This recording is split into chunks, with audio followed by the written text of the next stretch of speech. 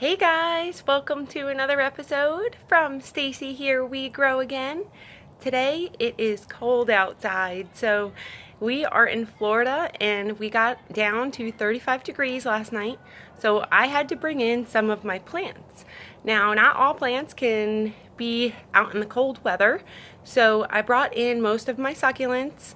Now, your plants are going to depend on what type of plant you have, the temps that are outside, how low they can reach. So for the type of plant you have, say Minophytis, I'm going to type in how cold hardiness is an aphytis plant.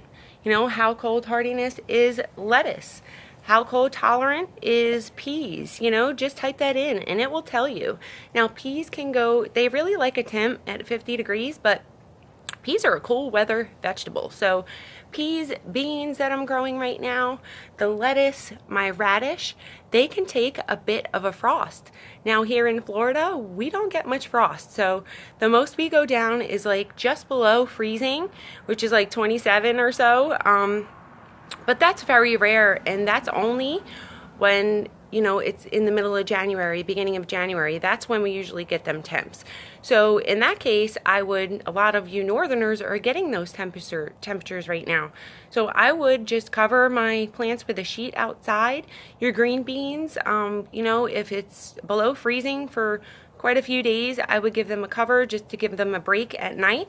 Now my little seedlings, stuff like this little guy right here, you want to make sure that you protect these guys from the frost because they're really not stable enough. Even the little guys in my container here, these plants are going to be okay, the bigger ones, because they are big and established now, so they can tolerate a little bit more of a frost. It's actually really good for lettuce to get a frost because they get sweeter, I feel, when they do freeze over a little bit. So if they're really small, just, protect them from that chilly, cold, freezing temps. And then I'm going to take you guys around and just kind of show you my plants and what I do to take care of them. Now, this might be different for you guys up north because you guys are probably getting snow and hit with snow for most of the winter. So, for Florida, this is what I do, and I just want to share it with you guys because it's really easy to take care of your plants, especially the cool weather vegetables you're growing. Now, your germination rate might be a lot slower, you notice, in the cooler weather because they need, seeds really need a warm soil to germinate and sprout. And if you're having a struggle with that, what you can do is either get some grow lights like I have just T5 Sunblaze is what I use. You can buy any kind really, and I either use those or I put them on my windowsill and wait till they sprout. Now, if they're in that's why I mostly plant in containers here, because if we do get a frost, I can protect them. I can move them right inside, just like my succulents. Now, for my outside plants, the stuff that's in the ground, which we're going to take you outside and show you, that stuff I'm not going to be able to protect from the frost and bring inside. So what we're going to do is if we get temps below 32, we're going to cover them with a sheet. Now my coleus, I'm not really worried about my coleus, guys, because this coleus I can grow next year from seed. She's got a bunch of seeds already on her that are already spreading throughout the whole garden, so I'm good with that. I'm okay if she dies. Now, if you don't want your coleus to die, which coleus you should replant every year anyway. It's just better. I find out they get really leggy and woodsy if you don't replant them every year. And I'll show you over there what I mean. But there's a bunch of radish and stuff in here. And these are really small, guys. Can you see them? They're so tiny and they're going to have to get protected. If we get a frost, we're going to have to protect them from that. As far as my snapdragons, they are cool weather cool weather flowers, so they'll be fine. If I do get below 32, I'll protect them with a little sheet or something. But this is how coleus gets when it's woodsy. And I apologize for my camera, my system, I still haven't figured it out. I haven't even really worked on it too much because I've been getting so much planted around here, getting things done, repotted, things that need attention, fresh compost on my plants so they can produce nice fruit and vegetables for me in my garden. This needs attention before anything else. This is number one priority to me. But that's just my preference. And these beans are gonna grow really big and get nice and good. You can see that long bean right there. Look how long they are. They're getting so big. And these, if I need to, I'll just put a sheet right over them and cover that trellis with a sheet.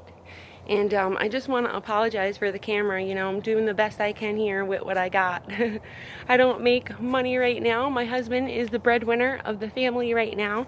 So we are doing these YouTube videos because, you know, I wanted to start a channel to help friends, help people close to me, just people that wanted to see the beauty of what Mother Nature can offer us right in our backyard, you know.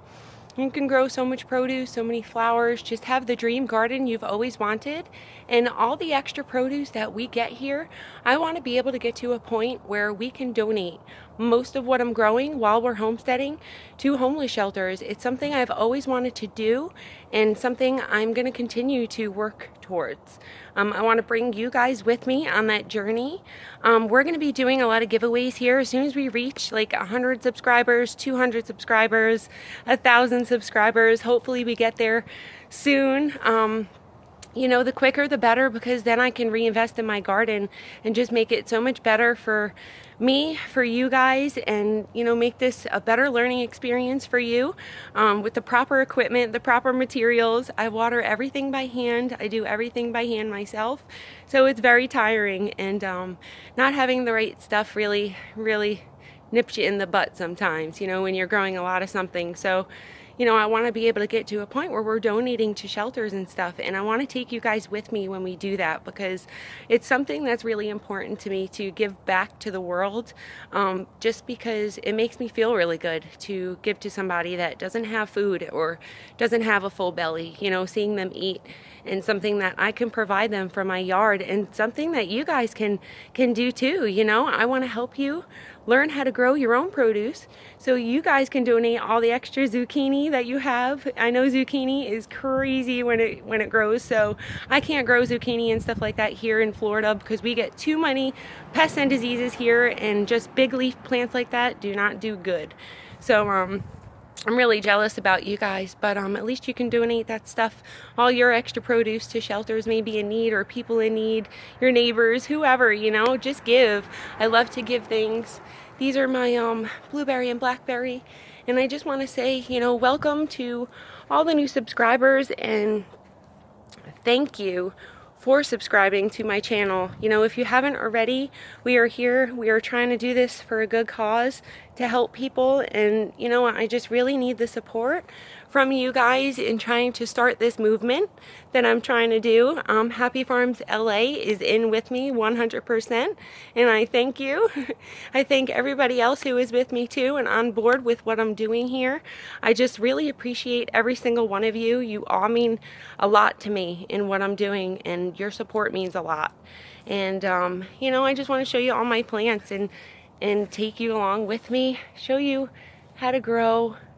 I learned everything from trial and error myself, doing it myself, and you know, just getting out here gardening, learning about the plant, looking it up, you know, talking to fellow gardeners that know what they're doing, that's been around for a long time, farmers, nurseries, whoever I can, you know, to get information from. It's great to snag as much information as you possibly can when you're starting a garden. And start small, guys. You know, don't start on a big scale. You can definitely start small with 1 or 2 little pepper plants or something, and then you can start adding once you learn about that plant.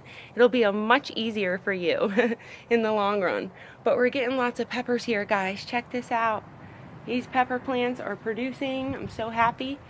And you know, if we get a little frost here, they can tolerate cool temps, but if we get a frost, I'm gonna have to cover these little guys with like a sheet or something. And so I will with my peas, my carrots. They can tolerate a little frost, but you know, I like to put a sheet on my stuff so they are okay with, you know, not getting harmed from that frost, because they sure can. They can and will get damaged from frost. So, you know, cover them with a sheet if you're in Florida like me and you're getting cold temps. I know northern Florida is getting hit with freezing temps right now. So cover your plants with a light sheet, guys, and then take it off during the day when it warms up so they can get that bright sun. Till next time, I hope that helped you guys in the best way possible. Thank you for subscribing and sticking with me through this videotaping experience. I am trying to get everything in order and ready and fixed for you guys. So thank you so much for watching. Till next time, guys, happy planting. Bye-bye.